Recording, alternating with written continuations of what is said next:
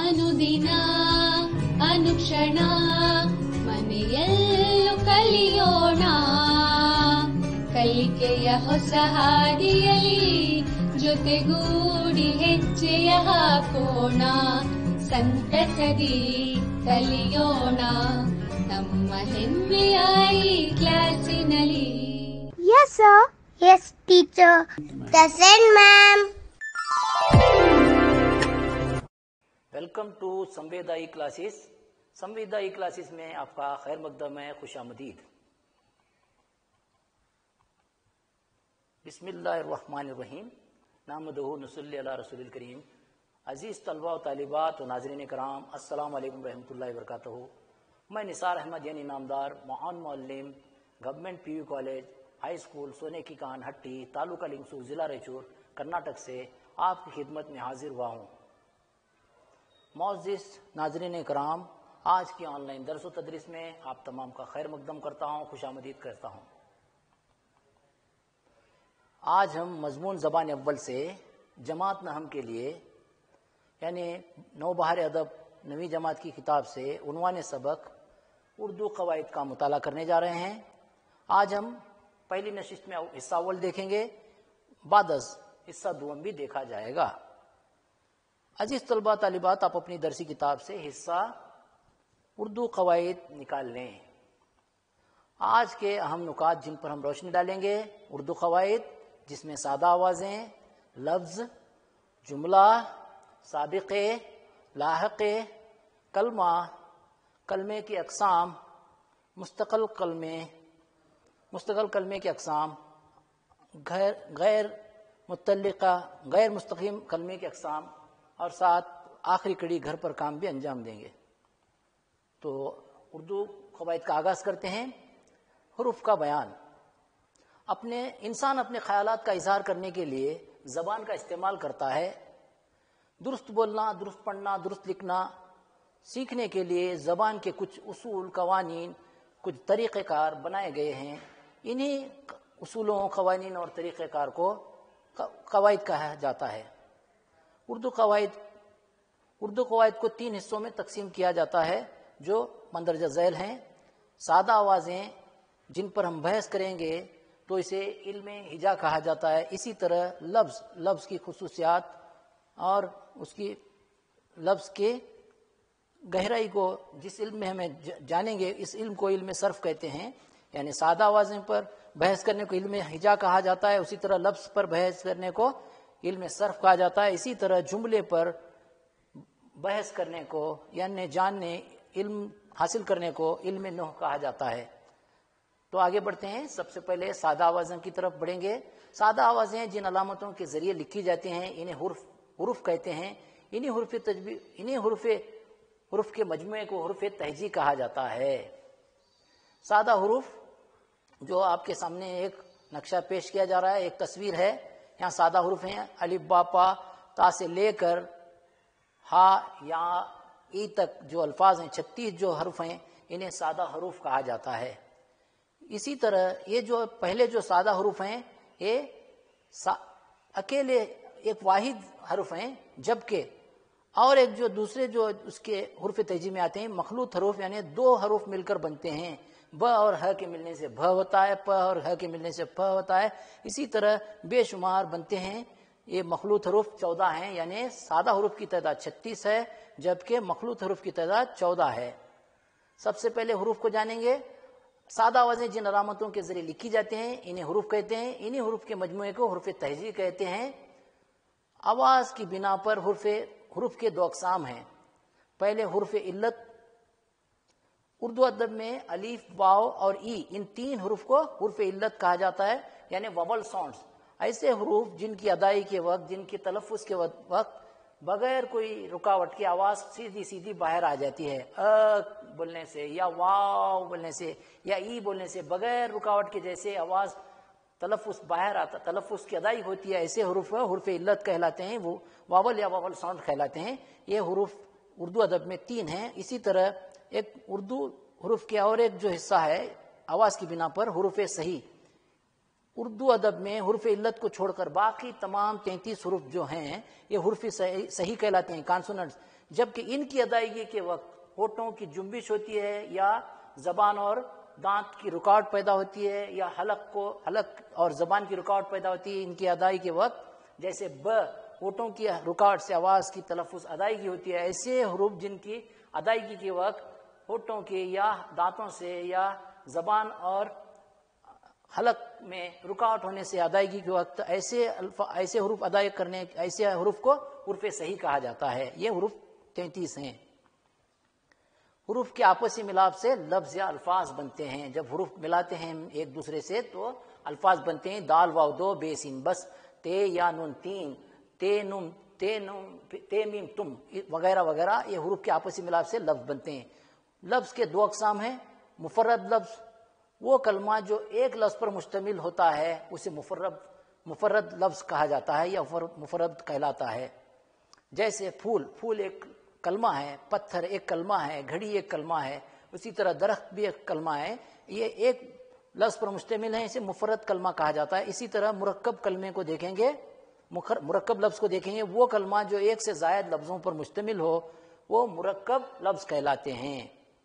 مثال کے طور پر خوش ایک کلمہ ہے اور قسمت ایک کلمہ ہے، دونوں کے ملاپ سے خوش قسمت ہوتے ہیں تو یہ مرکب لفظ کہلاتا ہے۔ اسی طرح روشن اور دان 2 مختلف کلمے آپس میں جب ملتے ہیں تو اس پر ایک نیا مرکب لفظ بنتا ہے۔ اسی طرح رحم اور دل 2 کلمے ہیں، جب آپس میں ملتے ہیں تو رحم دل بن جاتا ہے، تو یہ مرکب لفظ کہلاتے ہیں۔ ایک سرگرمی کرتے ہوئے آگے بڑھیں گے۔ عزیز طلبہ، ذیل کے سوالات کے مختصر جواب دیجیے۔ پہلا سوال ہے، قواعد سے کیا مراد ہے؟ قواعد سے کیا مراد ہے؟ درست بولنا، درست لکھنا، درست پڑھنا سیکھنے کے لیے زبان کے کچھ اصول، قوانین اور طریقے بنائے گئے ہیں، انہی اصولوں کو قواعد کہتے ہیں۔ اردو قواعد کو کتنے حصوں میں تقسیم کیا گیا ہے؟ اردو قواعد کو 3 حصوں میں تقسیم کیا گیا ہے۔ اردو قواعد کے 3 حصے کون کون سے ہیں؟ اردو قواعد کے 3 حصے سادہ آوازیں جسے علم ہجا کہتے ہیں، لفظ جسے علم صرف کہتے ہیں، اسی طرح جملہ اسے علم نحو کہا جاتا ہے۔ یہ 3 اردو قواعد کے 3 حصے کہلاتے ہیں۔ حروف سے کیا مراد ہے؟ سادہ آوازیں جن علامتوں کے ذریعے لکھی جاتی ہیں انہیں حروف کہتے ہیں یا حروف کہا جاتا ہے۔ سادہ آوازیں جن علامتوں کے ذریعے لکھی جاتی ہیں انہیں حروف کہتے ہیں۔ ایک اور سوال ہے، حروف تہجی کے 2 اقسام کون سے ہیں؟ حروف تہجی کے 2 اقسام حسب ذیل ہیں۔ سادہ حروف ہیں، ایک تو سادہ حروف ہیں، دوسرے مخلوط ہیں۔ سادہ حروف اور 2 مخلوط حروف، یہ حروف تہجی کے 2 اقسام ہیں۔ سادہ حروف کی تعداد کتنی ہے؟ سادہ حروف کی تعداد 36 ہے۔ سادہ حروف کی تعداد 36 ہے۔ حروف مخلوط کون کون سے ہیں؟ حروف مخلوط کون کون سے ہیں؟ حروف مخلوط کون کون سے ہیں؟ اردو کے حروف مخلوط حسب ذیل ہیں۔ یہاں پر آپ کو ایک چارٹ پیش کیا جا رہا ہے، بھ پھ تھ ٹھ، اس طرح سے 14 جو حروف ہیں یہ حروف مخلوط کہلاتے ہیں۔ آواز کی بنا پر حروف تہجی کے 2 اقسام کون کون سے ہیں؟ آواز کی بنا پر حروف تہجی کے 2 اقسام کون کون سے ہیں؟ آواز کی بنا پر حروف تہجی کے 2 اقسام حروف علت اور حروف صحیح، یعنی حروف علت ایک ہے اور حروف صحیح۔ تو آگے بڑھتے ہیں، لفظ کیسے بنتے ہیں؟ حروف تہجی کے آپسی ملاپ سے لفظ بنتے ہیں۔ لفظ کیسے بنتے ہیں؟ حروف تہجی کے آپسی ملاپ سے لفظ بنتے ہیں۔ لفظ کے کتنے اقسام ہیں؟ لفظ کے کتنے اقسام ہیں دیکھیں گے۔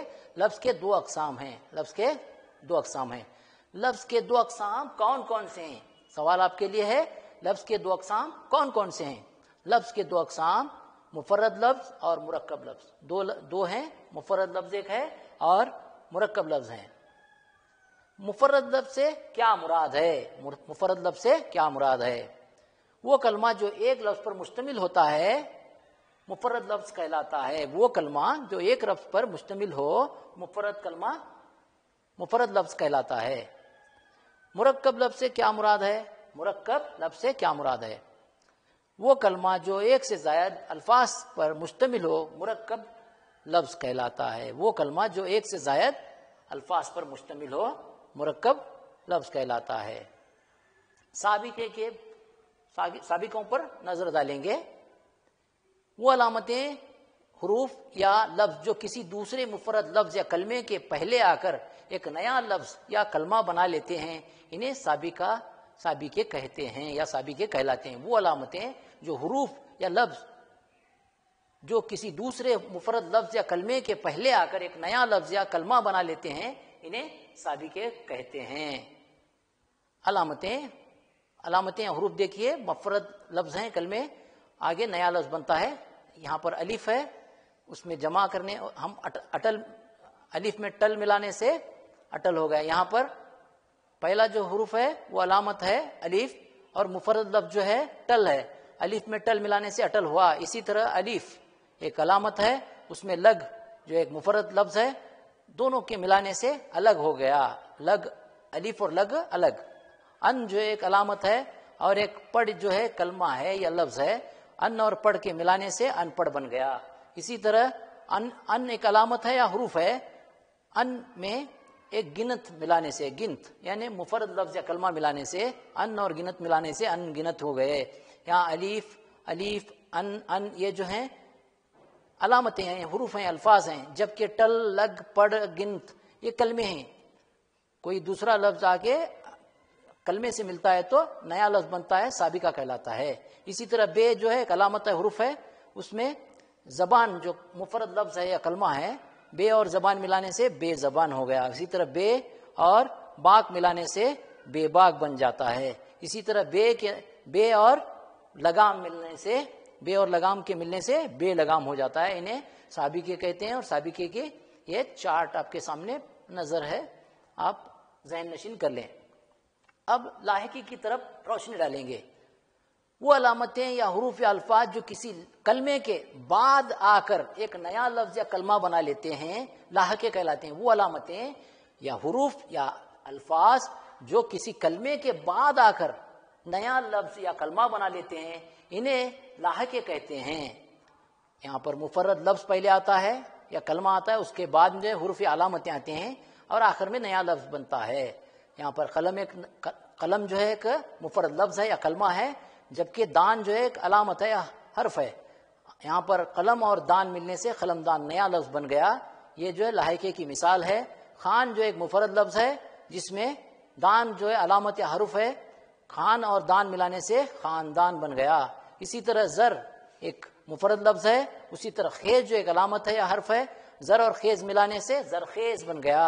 اسی طرح مردم ایک مفرد لفظ یا کلمہ ہے، اس میں خیز ملانے سے مردم اور خیز ملانے سے مردم خیز ہو گیا۔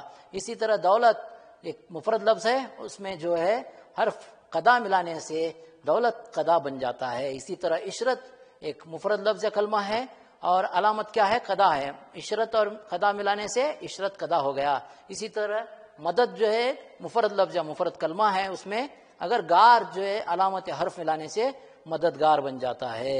خدمت ایک مفرد لفظ جس میں غار ملانے سے، غار جو علامت ہے ملانے سے ایک نیا سابقہ بن گیا، خدمتگار۔ قلمدان، خاندان، زرخیز، مردم خیز، دولت قدا، عشرت قدا، مددگار، ایک خدمتگار، یہ نئے الفاظ بن گئے۔ کس طرح بن گئے؟ پہلے جو ایک علامتیں یا حروف کسی دوسرے کلمے کے بعد آ کر نیا لفظ بناتے ہیں تو یہ سب لاحقے ہیں۔ دان دان، خیز خیز، قدا قدا، گار گار، یہ سب کے سب لاحقے ہیں۔ اب سرگرمی کرتے ہوئے آگے بڑھیں گے۔ عزیز طلبہ، مندرجہ ذیل سوالات کے مختصر جواب دیجئے۔ سابقے سے کیا مراد ہے؟ سابقے سے کیا مراد ہے؟ وہ علامتیں، حروف یا لفظ جو کسی دوسرے مفرد لفظ یا کلمے کے پہلے آ کر ایک نیا کلمہ یا نیا لفظ بنا لیتے ہیں انہیں سابقے کہتے ہیں یا سابقے کہلاتے ہیں۔ دوسرا سوال، لاحقے سے کیا مراد ہے؟ لاحقے سے کیا مراد ہے؟ وہ علامتیں یا حروف یا الفاظ جو کسی لفظ یا کلمے کے بعد آ کر ایک نیا لفظ یا کلمہ بنا لیتے ہیں انہیں لاحقے کہا جاتا ہے، لاحقے کہلاتے ہیں۔ سابقے کی کوئی دو مثال بتائیں۔ سابقے کی مثال دیکھیے، ان اور پڑھ۔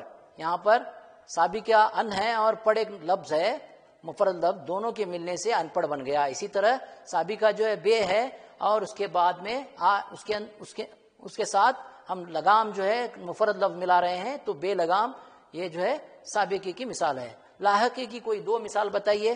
یہاں پر لاحقے کی مثال دیکھیے، پان ایک مفرد لفظ ہے اور دان جو ہے لاحقہ ہے، پان اور دان ملنے سے پاندان ہو گیا. اسی طرح مدد جو ہے ایک مفرد لفظ ہے جبکہ گار جو ہے لاحقہ ہے، مدد اور گار ملنے سے مددگار بن گیا. کلمے کے دو اقسام دیکھیں، ایک ہوتے ہیں مستقل کلمے، بامعنی الفاظ یعنی جو معنی رکھتے ہیں مستقل کلمے کہلاتے ہیں. وہ الفاظ جو معنی رکھتے ہیں یا معنی ظاہر کرتے ہیں مستقل کلمے کہلاتے ہیں. مثلا موبائل فون، یہ کلمہ جو موبائل فون جو ہے معنی رکھنے والا ہے، اس کے معنی دیتا ہے. بذات کرسی ایک کلمہ ہے جو اس کے معنی ہوتے ہیں، ایسے مستقل کلمے کہلاتے ہیں. قلم، قلم لکھنے کی قلم ہے، تو یہ قلم جو ہے معنی دینے والا، واضح معنی دینے والے الفاظ یا انہیں کلمے کہتے ہیں، مستقل کلمے کہلاتے ہیں. غیر مستقل کلمے، کلمے کی دوسری اقسام میں غیر مستقل کلمے ہیں، وہ الفاظ جو بذات خود تنہا معنی نہیں دیتے غیر مستقل کلمے کہلاتے ہیں. وہ الفاظ جو بذات خود تنہا معنی نہیں دیتے بلکہ دوسروں کی مدد سے معنی دیتے ہیں، ایسے الفاظ کو غیر مستقل کلمے کہا جاتا ہے. مثلا پر، نے، کو، کی، سے، اس کے کوئی بذات خود معنی نہیں ہوتے. پر کے کوئی معنی نہیں ہوتے، نے کے کوئی نہیں معنی ہوتے، نہ کو کے، نہ کی کے اور نہ سے کے، مگر دوسرے الفاظ کے ساتھ جب ملتے ہیں تو اس کے معنی بنا لیتے ہیں. آئیے بڑھتے ہیں مستقل کلمے کے بارے میں اور مزید جانکاری حاصل کریں. بامعنی الفاظ کو مستقل کلمے کہا جاتا ہے، مثلا بلی، موبائل فون، وقت وغیرہ وغیرہ. مستقل کلمے کے 5 اقسام، مستقل کلمے کے 5 اقسام حسب ذیل ہیں. اسم، جسے انگریزی میں ناؤن کہا جاتا ہے. دوسرا جو ہے اس کا دوسرا جو قسم ہے ضمیر، جسے انگریزی میں پروناؤن کہا جاتا ہے. تیسرا جو ہے مستقل کلمہ صفت ہے، اسم، ضمیر، صفت. صفت یعنی جسے انگریزی میں ایڈجیکٹو کہا جاتا ہے. اسی طرح چوتھی جو قسم ہے وہ فعل ہے، فعل کو انگریزی میں ورب کہا جاتا ہے. اسی طرح مستقل کلمے کی 5ویں اور آخری قسم ہے متعلق فعل، جسے ایڈورب کہا جاتا ہے. غیر مستقل کلمے کے بارے میں مزید معلومات حاصل کریں گے. بے معنی الفاظ یعنی تنہا معنی نہ دینے والے الفاظ غیر مستقل کلمے کہلاتے ہیں. مثلا پر، نے، کو، کی، سے وغیرہ. غیر مستقل کلمے کے 4 اقسام ہیں. غیر مستقل کلمے کے کل 4 اقسام ہیں. غیر مستقل کلمے کے 4 اقسام جو حسب ذیل ہیں، نظر ڈالیے. حرف ربط پہلا ہے، حرف ربط، اس کے بعد حرف عطف، حرف عطف کے بعد حرف تخصیص، اس کے بعد آخر جو ہے حرف فجائیہ. یہ جو ہیں چاروں غیر مستقل کلمے کے اقسام ہیں، حرف ربط، حرف عطف، حرف تخصیص اور حرف فجائیہ. آئیے بچوں حرف ربط پہ پہلی قسم حرف ربط پہ نظر ڈالیں. حرف ربط سے مراد وہ حروف جو 2 لفظوں کو جوڑتے ہیں، جو ایک دوسرے کے تعلق کو ظاہر کرتے ہیں.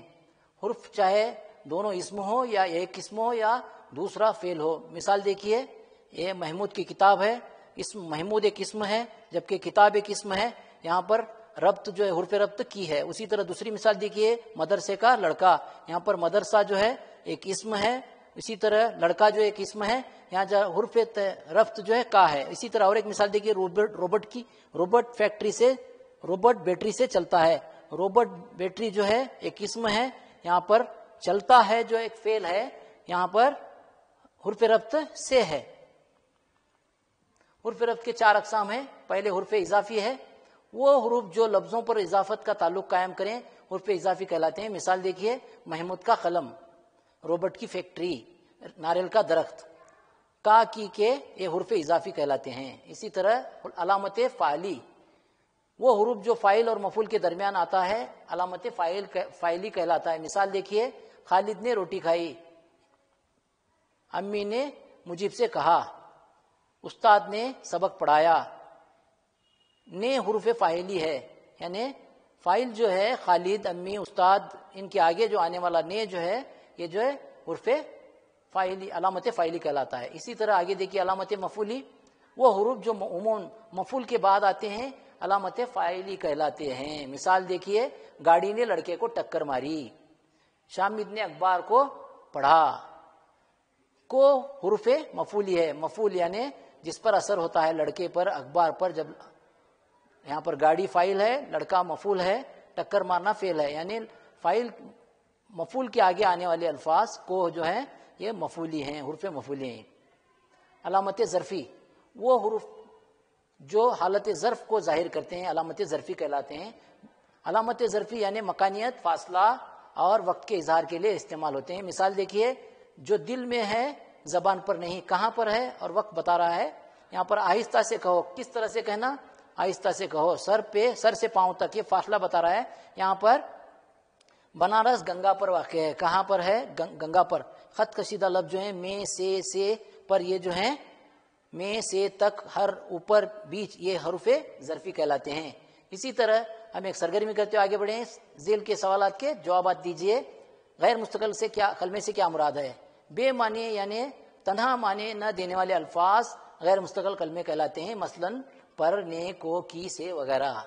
دوسرا سوال ہے غیر مستقل کلمے کے کتنے اقسام ہیں اور ان کے نام بتائیے. غیر مستقل کلمے کے 4 اقسام ہیں, ان کے نام حرف ربط, حرف عطف, حرف تخصیص, حرف فجائیہ. حرف ربط سے کیا مراد ہے, مثال دیجئے.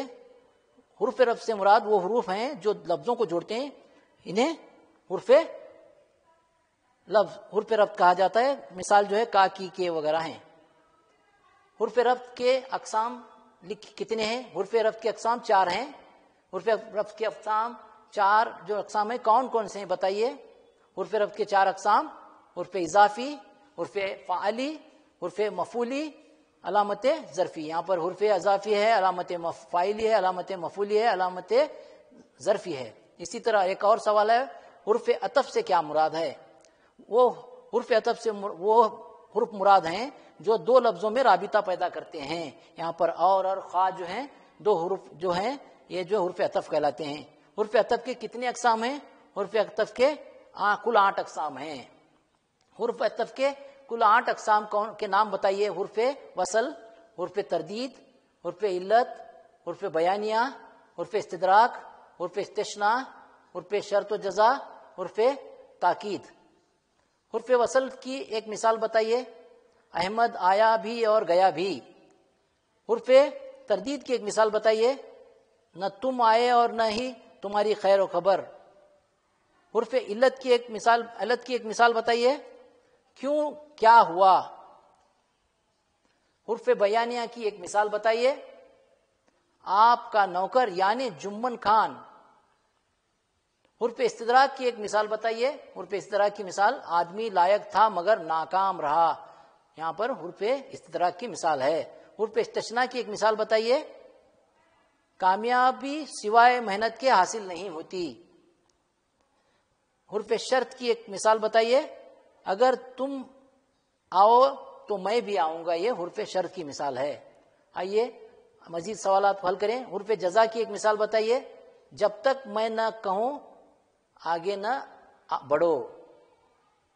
حرف تاکید کی مثال بتائیے. وہ حروف جو تاکید کے لیے استعمال کیے جاتے ہیں اس پہ تاکید کہلاتے ہیں. حرف تخصیص سے کیا مراد ہے, مثال دیجئے. وہ الفاظ جو معنی میں یا کیفیت میں زور پیدا کرنے کے لیے استعمال کے سبب بنتے ہیں اسے حرف تخصیص کہا جاتا ہے. یعنی تو نے جیب ہی کو دیکھا, ہی جو ہے یہاں پر زور پیدا کرنے والا لفظ ہے. آئیے آخری کڑی گھر پر کام پر انجام دیں. کچھ سوالات کے پیش نظر کروں گا, آپ ان کو حل کریں اور اپنے متعلقہ معلم یا معلمہ کو بتائیں.